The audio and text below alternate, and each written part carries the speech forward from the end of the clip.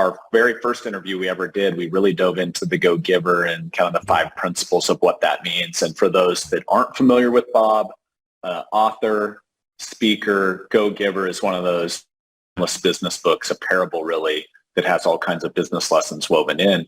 And I know more recently, I mean, the book's been published all over the world. I don't know if you call this a re-release or what an author would call, but the Go-Giver Influencer is a new iteration on the take and some of those principles. So I would love for you to dive into those a bit and maybe apply that to, maybe it's the connection side, maybe it's the leadership side. I know you speak on a lot of those topics. Yeah, it's a sequel. I mean, there are 4 books actually in the Go-Giver series. There's the Go-Giver, which is the one we discussed. Then there's Go-Givers Sell More, which is the only one in the series. It's not a parable. It's more of an application guide to the Go-Giver itself. Then there's the Go-Giver Leader. And then the last one that John David Mann, he's my awesome co-author, and he's the lead writer and storyteller. Believe me, he's a genius. I'm just, how to. I'm step 1, step 2, step 3. And and so our last one was the Go-Giver Influencer, which is really about people skills.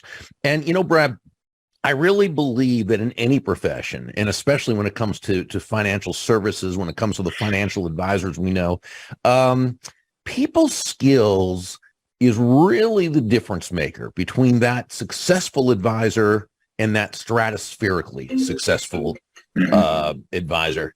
Because it really, and we've talked about the personal connection. It is about the connection. It is about the relationship. It all, it begins and ends there. It's why we say that all things being equal, people will do business with and refer business to those people or those advisors they know, like, and trust. And people skills is a big part of being able to do that. What we call genuine influence it can really be defined as the ability to get the results you want when working with others in such a way that they feel genuinely good about themselves, about the situation, and about you. This can be challenging sometimes, right? Because again, we're dealing with people, and people are emotion driven, they're ego driven, they have their own, ways of pursuing happiness and interacting with others that don't necessarily jive with ours. So if we were to talk about the 5 principles of this, it begins with mastering your emotions. All right, it's really where it all begins. The sages said, they asked, who is mighty? And they answered, that person who can control their own emotions and make of an enemy a friend. Now, it might not be an enemy, but it might be being able to take someone who is disagreeing with us or taking an issue that is just very difficult and being able to bring everyone together as a like mind.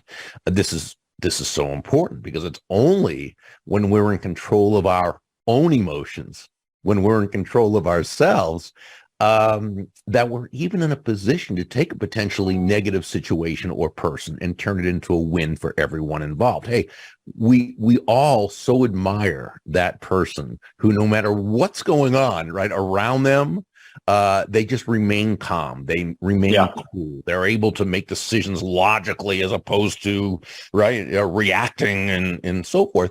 And we admire ourselves when we act that way. And yet how often do we, based on what someone else says or does, do we allow ourselves to feel hurt